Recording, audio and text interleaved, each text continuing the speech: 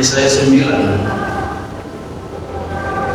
ayat 1 sampai ayatnya yang ke-6. Bangsa yang berjalan di dalam kegelapan telah melihat terang yang besar. Mereka yang diam di negeri kekelaman atasnya, terang telah bersinar. Engkau telah menimbulkan banyak sorak-sorak dan sukacita yang besar. Mereka telah bersukacita di hadapanmu seperti sukacita waktu panen, seperti orang bersorak-sorai di waktu membagi-bagi jarak. Sebab kruk yang menentangnya dan gandar yang di atas bahunya, serta tongkat si penindas telah kau patahkan seperti pada hari kekalahan ini. Sebab setiap sepatu tentara yang berdarah-darah dan setiap jubah yang berlumuran darah akan menjadi gumpalan api.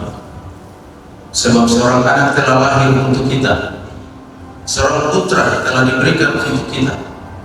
Lambang pemerintahan ada di atas bahunya dan namanya disebutkan orang penasihat ajaib, Allah yang perkasa, Bapa yang kekal, Raja damai. Besar kekuasaannya dan damai sejahtera tidak akan berkesudahan di atas takhta Daud dan di dalam kerajaannya, karena ia mendasarkannya dan mengukuhkannya dengan keadilan dan kebenaran dari sekarang sampai selamanya. Kecemburuan Tuhan semesta alam akan melakukan hal ini. Pembacaan yang kedua sekaligus merupakan tema sentral secara nasional. Lukas 2 ayat 14. Kemuliaan bagi Allah di tempat yang maha tinggi dan damai sejahtera di bumi di antara manusia yang berkenan kepada. Itu dua bagian yang mendasari kita dalam melakukan ibadah perayaan Natal di malam hari ini. Tema Natal nasional, kemuliaan bagi Allah dan damai sejahtera di bumi. Subtema perayaan diaspora, dengan Natal Kristus kita pancarkan terang kasih dan damai sejahtera bagi semua orang. Salam dalam kasih Yesus, Putra Allah yang Maha Kudus, dan shalom untuk semua dalam perjumpaan kasih sayang melalui Natal Yesus Kristus. Bapak Ibu dan Saudara, Natal itu adalah sebuah pesta. Karena Natal itu kan natalitas, kelahiran, pesta,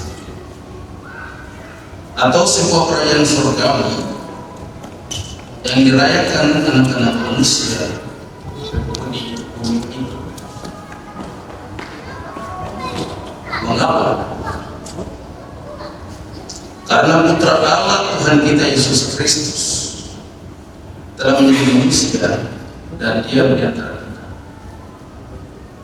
Dari surga yang tinggi sekali, tidak terjangkau oleh manusia dengan peralatan secanggih apapun, tidak bisa. Dia terlalu tinggi dan di atas segalanya.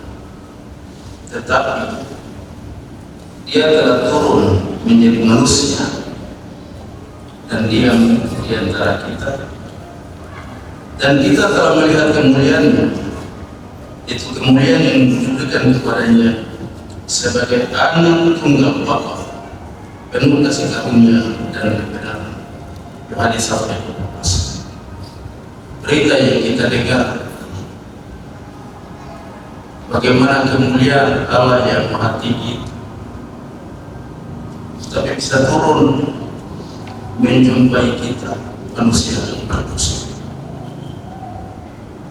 Nah, kemuliaan surgawi itu telah dinyatakan kepada para gembala di padang Getsemaní sebagaimana yang dinyanyikan oleh para malaikat surga bersama sejumlah besar malaikat surga yang memuji dan memuliakan Allah, katanya, kemudian berjalan di tempat yang maha tinggi dan damai sejahtera di bumi di antara manusia yang berkenan kepadanya.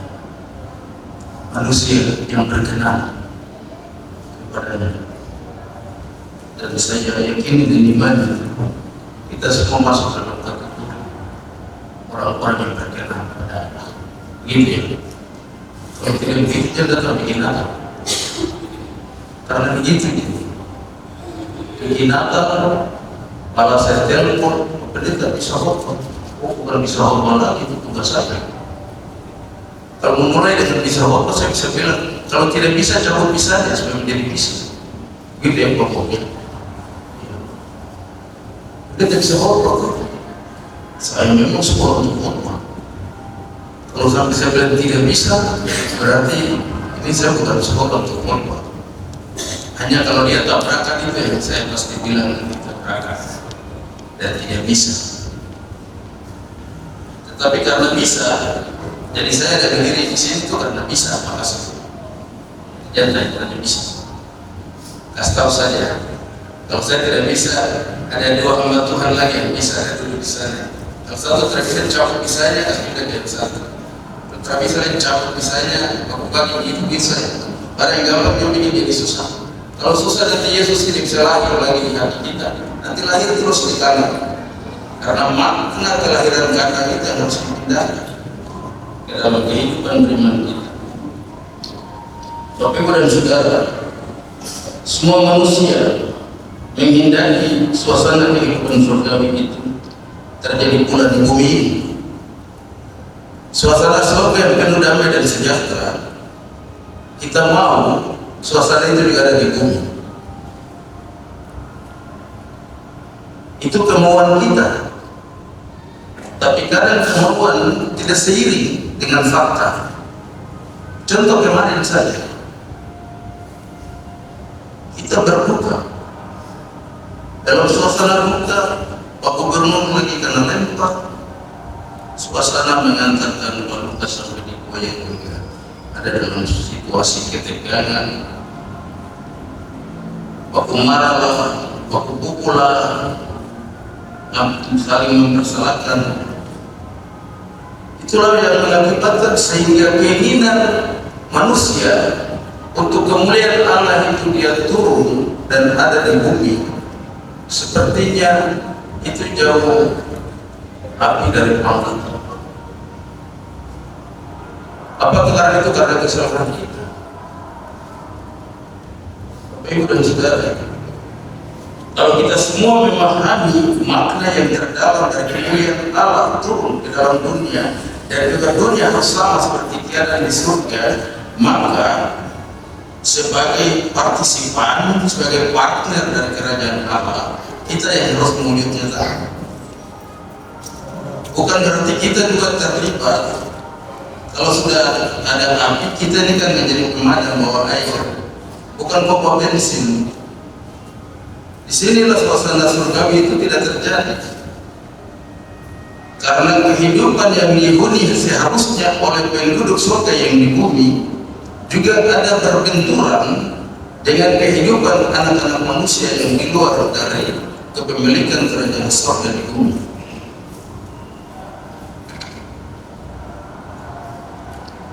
Sehingga apa yang kita rindukan selama tidak terjadi di bumi ini. Sedangkan semua kita menghendaki suasana kehidupan surga terjadi di bumi. Tidak ada lagi pertikaian, kedengkian, dendam dan iri hati dan sejenis seperti yang digambarkan oleh Nabi Yesaya bin Yunus di dalam Yesaya 11 ayat 6 sampai 9. Bapak Ibu, suasana surga itu digambarkan dengan sangat jelas oleh Nabi Yesaya bin Yunus dalam Yesaya 11 ayat 6 sampai 9. Dia bilang begini, serigala akan tinggal bersama domba dan macan tutul akan berbaring di samping kami. Ini surga. Sekali lagi saya katakan, ini surga. Serigala akan tinggal bersama domba dan macan tutul akan berbaring di samping kami. Anak lembu dan anak singa akan makan rumput bersama-sama, dan seorang anak kecil mengiringinya. Lembu dan beruang akan sama-sama makan rumput, dan anaknya akan sama-sama berbaring.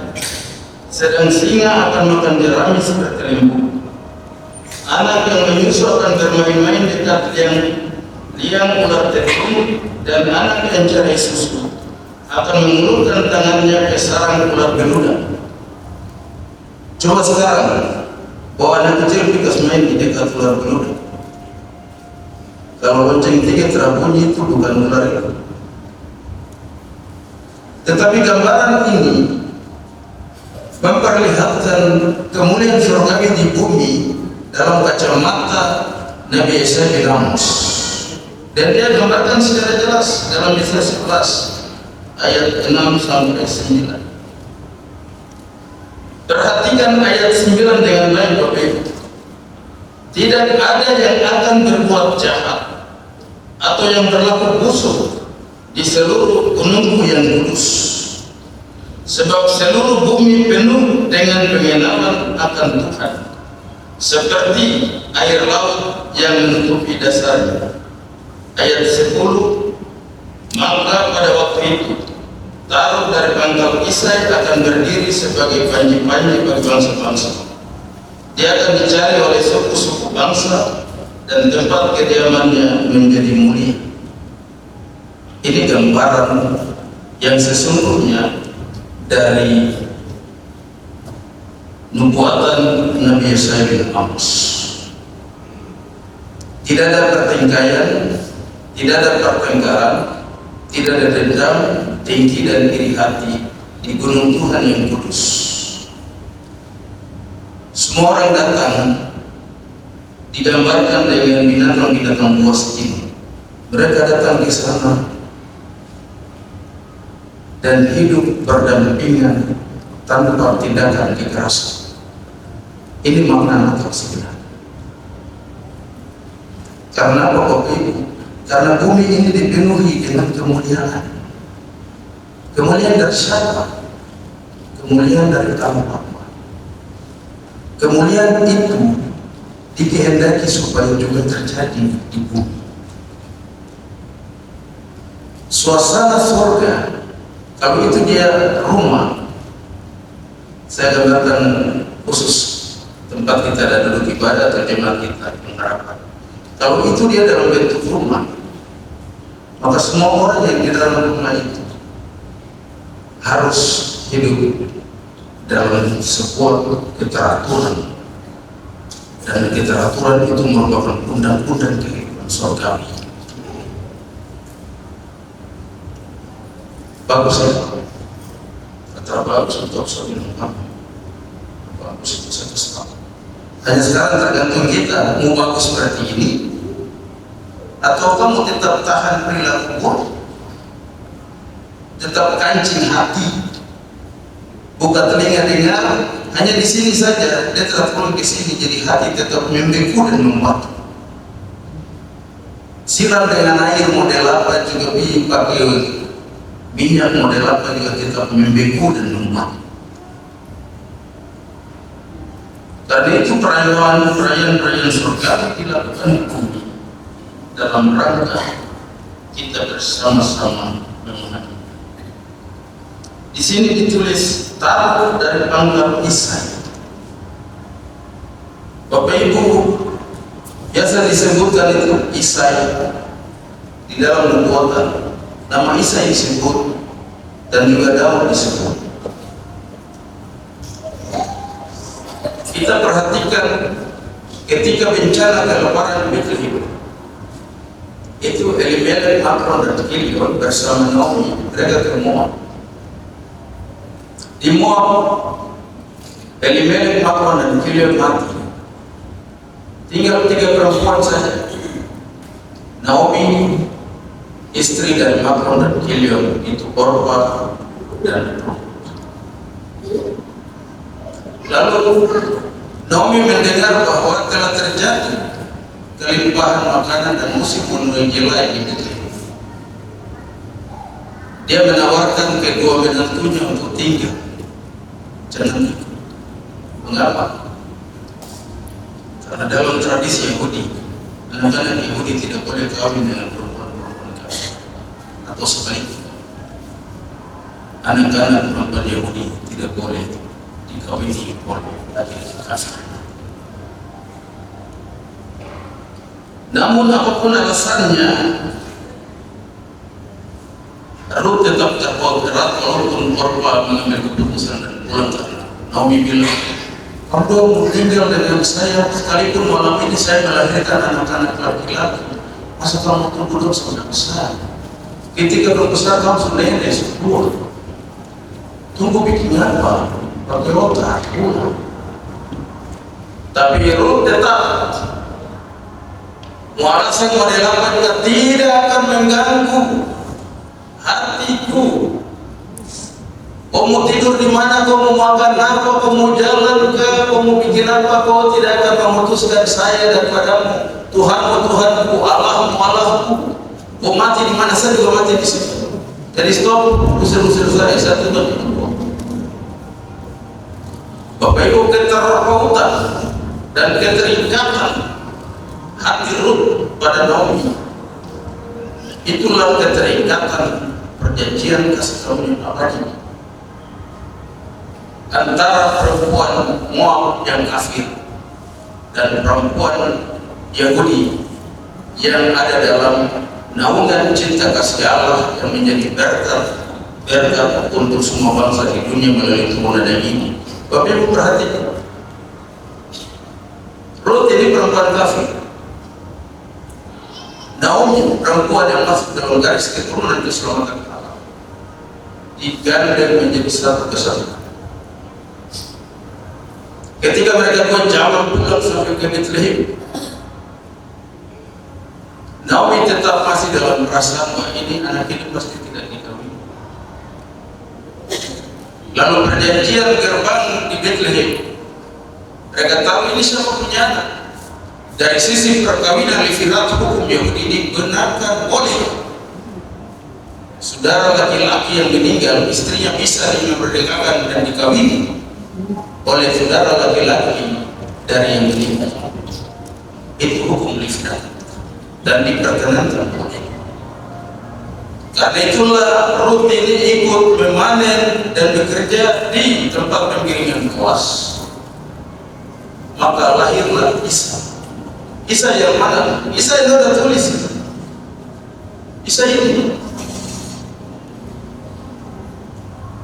Karena itu ketika Tuhan menolak Raja Saul untuk menjadi raja di Israel, di Yahudi, maka Samuel diberitakan Tuhan datang ke rumah Isa. Isa yang mana? Isa ini, untuk mencari anak-anaknya untuk seorang menjadi raja di Israel. Raja yang mana? Itu Daud yang ada disebutin. Ini kan silsilah. Kenapa silsilah ini harus dijaga? Silsilah itu teramat penting bagi ibu dan saudara. Itu punya garis darah pun sampai ke bawah. Ibu dan saudara, kisah kelahiran Yesus ini benar-benar luar biasa dan sebuah histori, sebuah sejarah dari kehidupan keselamatan umat manusia di bumi. Dalam sukacita Natal di hari yang dilakukan oleh persekutuan Jemaat GKI Penjepura yang diaspora,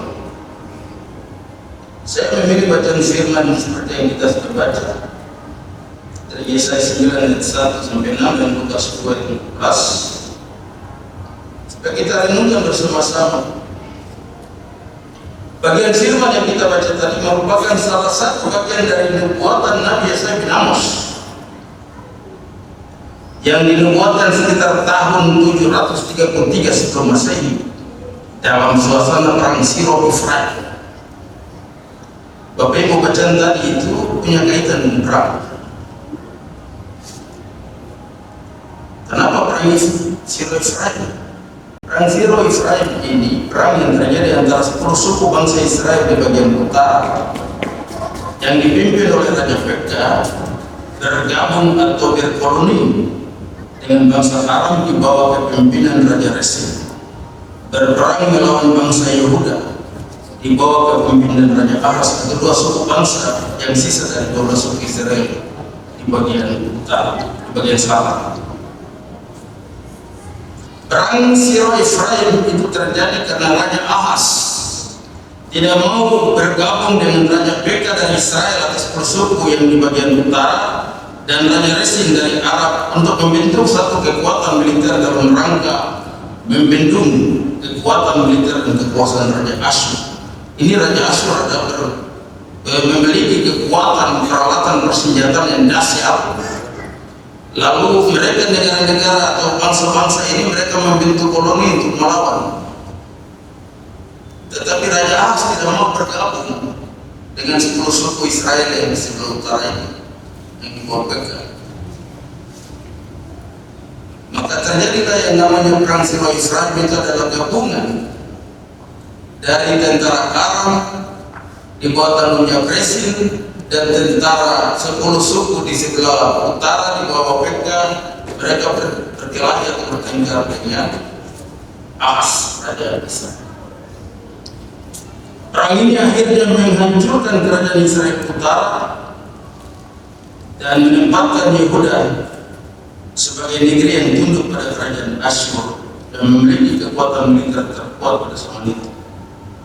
Jadi Bapak Ibu dan Saudara sekalian perlu diketahui bahwa sebagian besar dari nubuatan Yesaya bin Amos harus kita pahami dan mengerti dalam suasana di mana Asyur berkuasa dan perang Siro Israel. Kita dapat membayangkan Bapak Ibu dan Saudara suasana kehidupan manusia ketika perang berkecamuk. Jangankan perang yang besar, yang kemarin yang kecil saja, lampu lantas padam luar biasa, kiri kanan. Orang lari sampai lupa sendal yang dengan sepatu sebelah tinggallah pakaian robek kiri kanan, lelah yang penting terhindar dari pertikaian kemarin. Itu hanya skala yang kecil yang tidak masuk hitungan, dia bukan perang. Yang ini perang, Bapak Ibu dan Saudara, ini perang.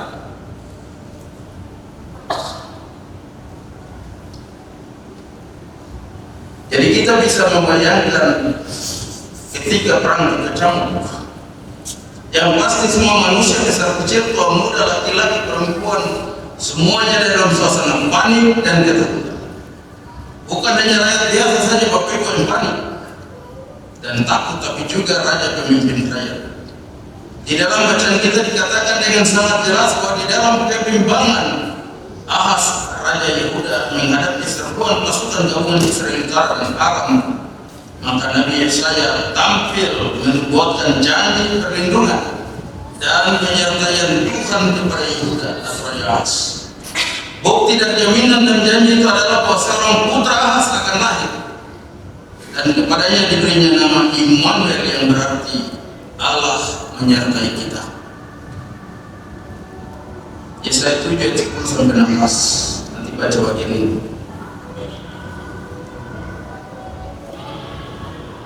Nabi Amos bilang, minta Tuhan supaya Tuhan dapat mengatasi segala yang terjadi. Tetapi Raja Ahaz tidak mau. Mengapa di dalam kondisi seperti ini kita butuh ketenangan dari seorang pemimpin, supaya setiap keputusan yang diambilnya tidaklah salah, tidak berisiko dan tidak keliru. Karena di dalam situasi inilah Nabi Yesaya tampil dan minta supaya Raja Ahaz meminta pertolongan Tuhan. Tapi apa jawab Raja Ahaz? Aku tidak mau meminta, aku tidak mau mencobai Tuhan. Yesaya 7 ayat 11-12. Raja Ahaz berupaya mengandalkan caranya sendiri dengan membangun koloni dan kesepakatan dengan Raja Asyur dan tidak menghiraukan Tuhan.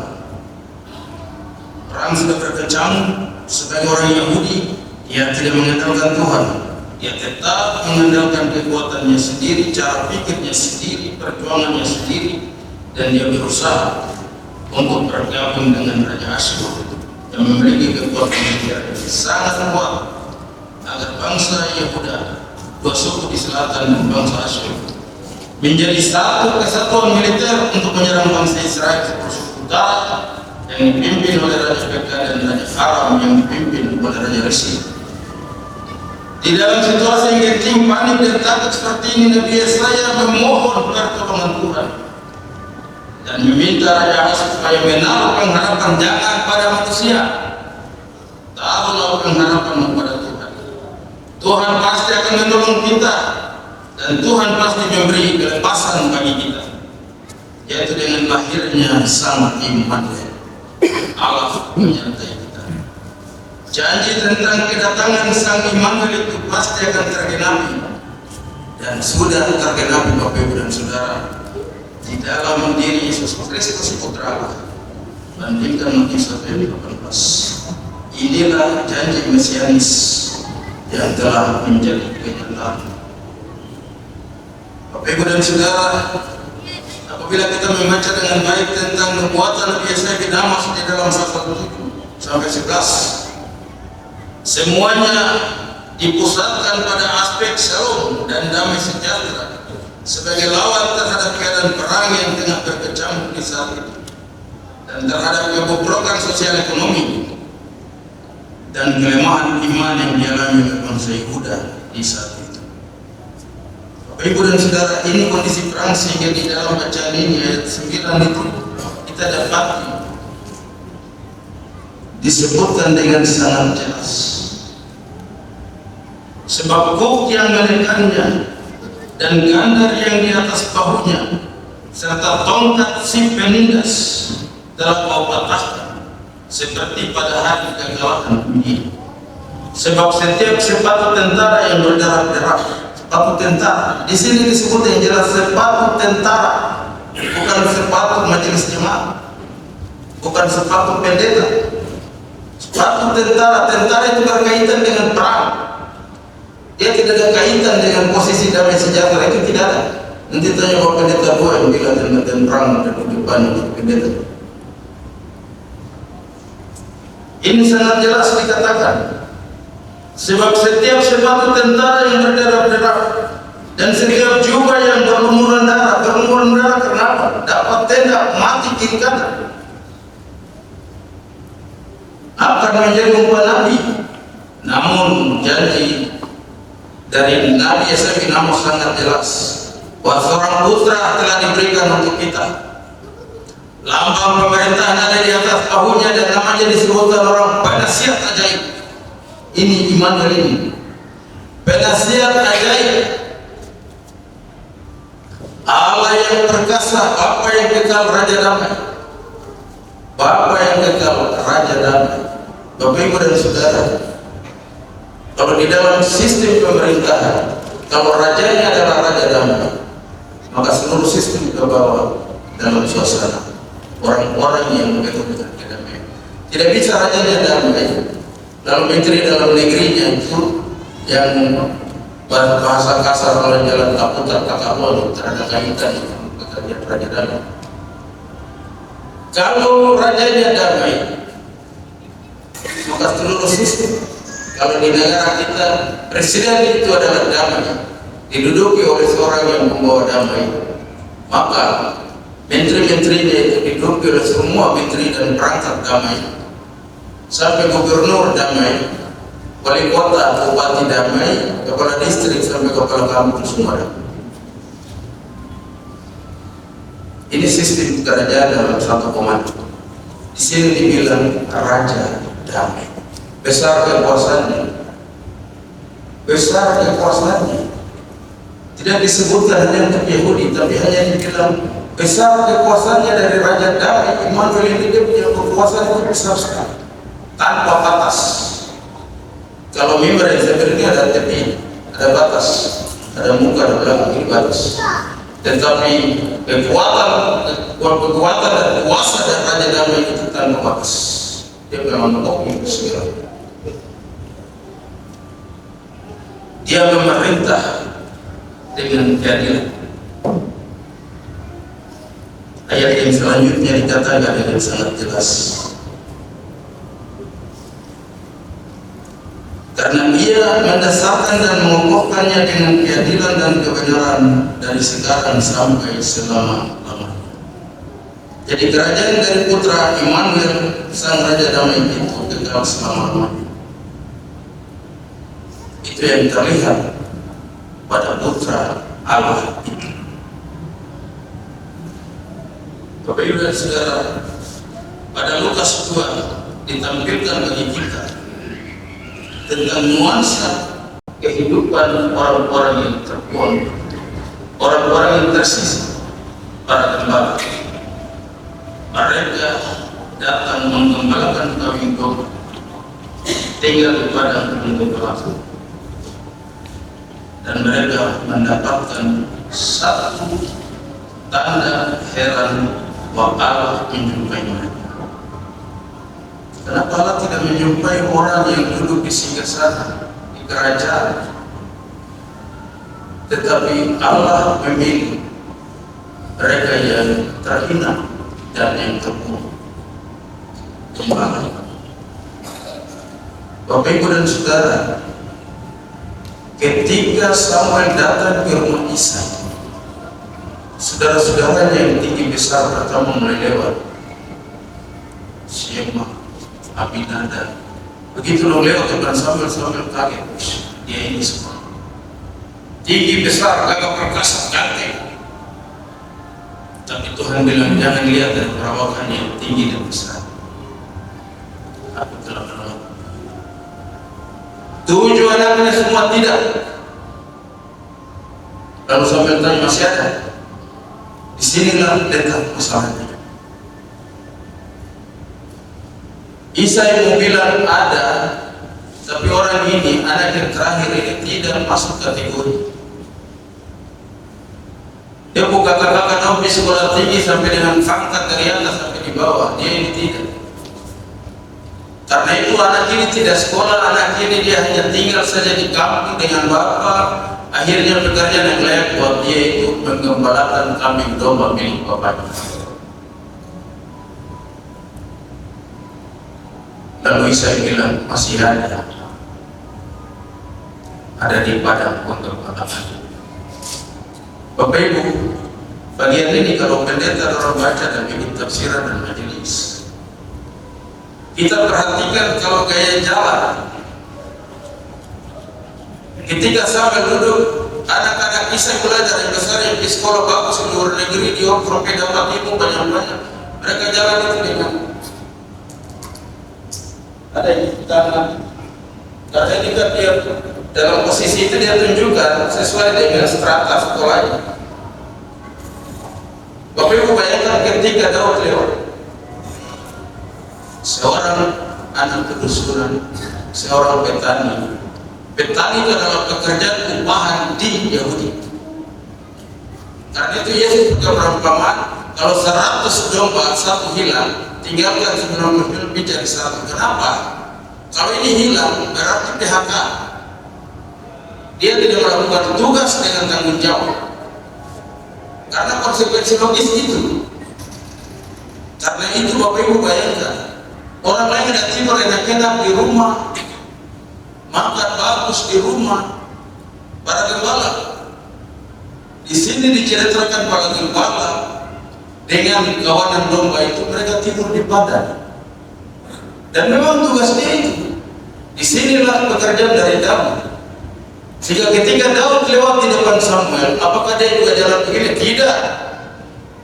Gaya jalan seorang anak petani di hadapan jangan tinggi-tinggi bupati saya atau wali kota. Jangan gubernur, bupati atau pasti dia tunduk.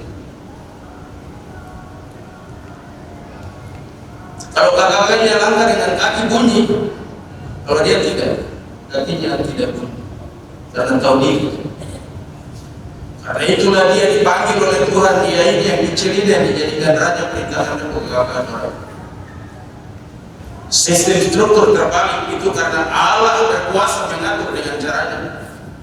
Sehingga ketika Allah berkehendak untuk memilih siapapun yang dia pakai untuk jadi alat di tangannya, Bapak Ibu dan Saudara, biar kau sekolah tinggi lidah juga takut tertinggi, kelakuan juga tinggi tidak terkendali dibandingkan dengan orang yang tidak sekolah tahu diri. Lidah juga dia tahan-tahan, ngomong juga tahan. Itulah rahasia kasih karunia Allah. Kemuliaan Allah itu dinyatakan bagi orang-orang kecil dan sederhana. Tapi mereka tidak mengklaim kemuliaan itu untuk diri mereka sendiri. Bahkan mereka pergi dan memberitahukan bahwa telah terjadi sebuah keajaiban besar. Kemuliaan Allah telah dinyatakan di bumi dan damai sejahtera di antara manusia yang berkenan kepadanya. Jadi kita semua sudah datang ibadah Natal malam ini. Terkandung maksud dari perayaan Natal adalah Bapak Ibu, supaya Yesus Putra Allah itu tidak terus lahir di kandang Bethlehem. Kita harus siapkan hati kita. Apapun alasannya, kalau sudah datang masuk di dalam lingkungan yang kita rayakan Natal itu, informasi terpenting ini adalah pertama, bukalah hatimu, Yesus lahir di dalamnya. Besok tema ini bisa dilakukan. Tema yang ada. Dengan Natal Kristus kita pancarkan terang kasih dan damai sejahtera bagi semua orang. Kalau Kristus Yesus tidak masuk di hati, tema ini tidak akan jalan. Dia akan tetap jadi tulisan begini, tulisan mati saja. Tapi ketika Bapak Ibu kita dijamah dengan kekuatan kuasa Roh Allah melalui kemuliaan surgawi, Dia akan memutar balikkan seluruh sistem dan gaya pikir kita, dan Dia akan membawa dengan caranya sehingga kita dimasukkan sebagai agen-agen perubahan, sebagai agen-agen pembawa damai, sejahtera dan sukacita untuk siapa saja. Namun yang pertama, ketika kita terima Yesus lahir di hati kita, menguasai seluruh keberadaan kita, yakin dan percaya ketika pulang dari tempat ini, Putra Allah yang Maha Kudus melalui berkat-Nya mengikuti kita memasuki rumah tangga dan pribadi kita masing-masing. Karena apa? Dia mau sebuah tema yang menjadi dasar pijak kemauan, keinginan dan kehendak dari rakyat diaspora benar-benar diwujud nyatakan.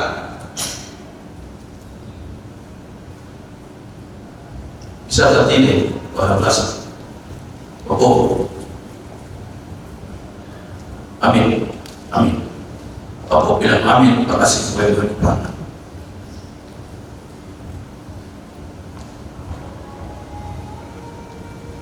Saya tidak tanya pendeta, bahkan pendeta pun juga sama dengan saya. Kamu pakai udah begini, kamu udah begini, kamu tanya bahwa kamu ingin subtema itu kamu sendiri tidak tidak. Dia hanya tulis subtema. Subtema adalah doa. Bapak Ibu, subtema tidak biasa ditulis begitu saja, tapi itu adalah merupakan sebuah doa bahwa di tahun 2024 doa ini harus menjadi kenyataan dan secara khusus di rayon diaspora. Ini doa. Jadi perubahan dan pembaharuan di lingkungan pelayanan jemaat GKI Pengharapan Jayapura, rayon diaspora telah menyatakan tekad, niat khusus dan janji di hadapan Allah bahwa kami akan menjadi pembawa damai, sejahtera dan sukacita di tengah-tengah persekutuan kita, di tengah-tengah kehidupan rumah tangga kita. Jadi kalau pulang dari sini ada yang tidak senang, pegang tangan. Yang ini perang saja, ini damai langsung.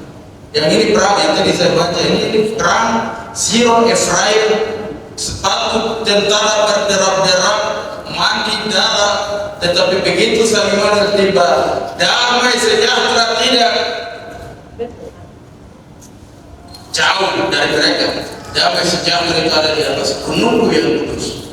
Jadi di pengharapan ini, dia menjadi gunung yang kudus itu, berarti damai sejahtera itu harus dirasakan oleh semua umat yang ada di dalam, yang menjadi bagian yang terpisahkan dari jemaat GKI Pengharapan. Itulah komitmen iman kita dalam perayaan Natal Yesus Kristus Tuhan kita. Bapak Ibu dan Saudara, memang kita ini masih di dunia, tapi bukan berarti kita sama di dunia ini. Kita harus menguasai dunia ini dengan membawa pesan-pesan surgawi di bumi. Kemuliaan bagi Allah di tempat yang maha tinggi, damai sejahtera di bumi di antara manusia yang berkenan kepadanya. Kesetangan yang kiri kanan bilang, tahun depan kami nyatakan tema kami laksanakan dalam damai dan sejahtera serta sukacita. Mulai dari depan, kalau saya dari Pak Bapak boleh berdiri pegang tangan, belakang Pak Pendeta dua pegang tangan. Kami pastikan tahun 2024 subtema ini kami wujud nyatakan di tengah-tengah persekutuan kasih sayang rayon diaspora jemaat GKI Pengharapan Jayapura, tapi juga rayon pengharapan dalam jemaat GKI Pengharapan menjadi satu kesatuan untuk GKI di seluruh tanah Papua 2036 jemaat. Kita semua harus keluar dengan satu tekad, karena Papua adalah tanah damai yang menjadi pusat kehidupan bersama, sehingga tidak ada perbedaan di atas tanah ini. Ular muda bisa bermain dengan kecil, sehingga yang cacat bisa bermain di domba dalam kenabian. Nuansa surgawi itu kita menyatakan dalam kehidupan beriman kita. Selamat merayakan Natal. Tuhan Yesus, Putra Allah yang Maha Kudus, memberkati kita dengan berkat-berkat yang tiada henti, berkat bagaikan aliran air yang mengalir selalu terus siang dan malam. Karena orang yang hidup dalam keadaan damai, berkat pasti mengalir memasuki rumah tangganya. Amin.